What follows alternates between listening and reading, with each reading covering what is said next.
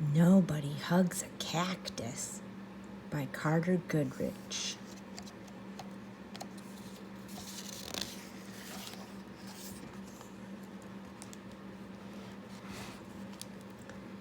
Hank lives in a pot. The pot sat in a window. The window looked out at the empty desert. It was hot, dry, peaceful, and quiet, just the way Hank liked it.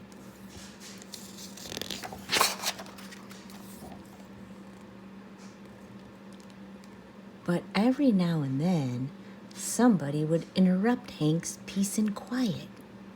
"Hi, Hank," Rosie, the tumbleweed, called out. "Isn't it a beautiful day?" Hank ignored her. He just wanted to be left alone.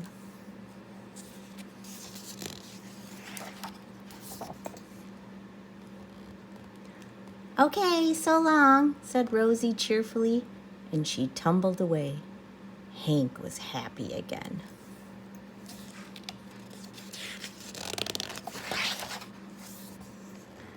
But just as he was beginning to relax, "Hello," shouted a tortoise.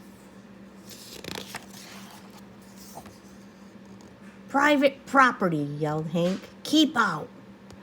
The tortoise was so frightened he hid in his shell.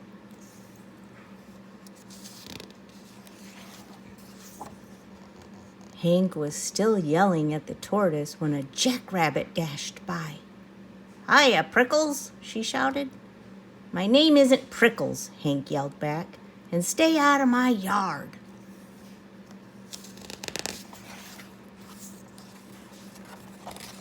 Tumbleweeds, tortoises, jackrabbits.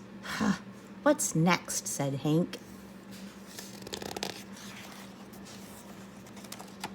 A coyote came loping by. "No dogs allowed," Hank yelled.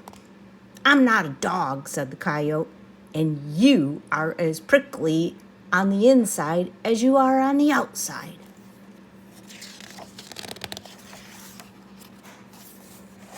Before Hank could yell back at the coyote, a cowboy strode past.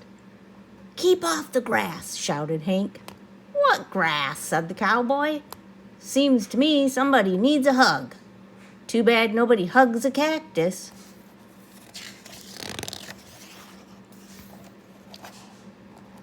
"Hi," said a lizard. "Who invited you?" said Hank.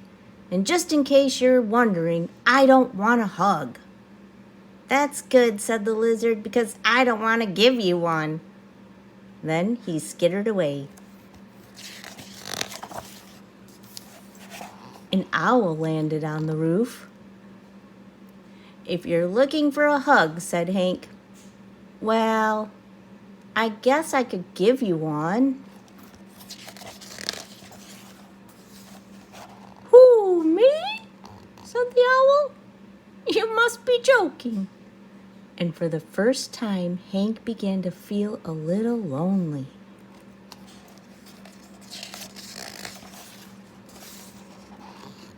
The next morning, Hank was feeling more sad on the inside than prickly. Maybe a hug wouldn't be so bad after all. The wind began to pick up. An old cup blew by and stuck to Hank's face.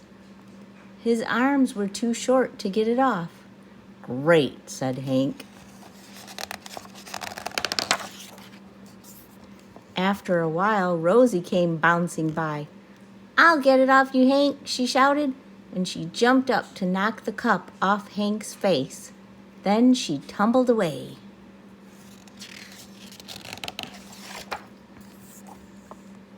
Hank didn't have time to thank Rosie. He felt bad about all the other times he had been so rude to her. So he came up with a plan. Hank decided to grow the best flower he could and then give it to Rosie as a thank you gift. It took days, but at last it was ready. He couldn't wait for Rosie to pass by again.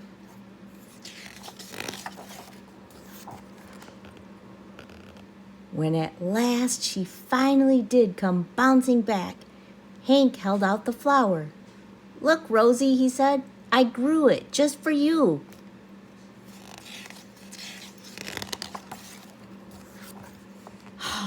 Rosie was so surprised. She jumped up and gave Hank a great big hug. It felt so nice. Hank didn't want to let go. And as things turned out, he couldn't.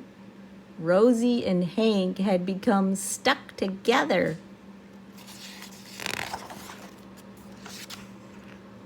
But they didn't care. After all, it's better to be stuck in a hug than stuck all alone.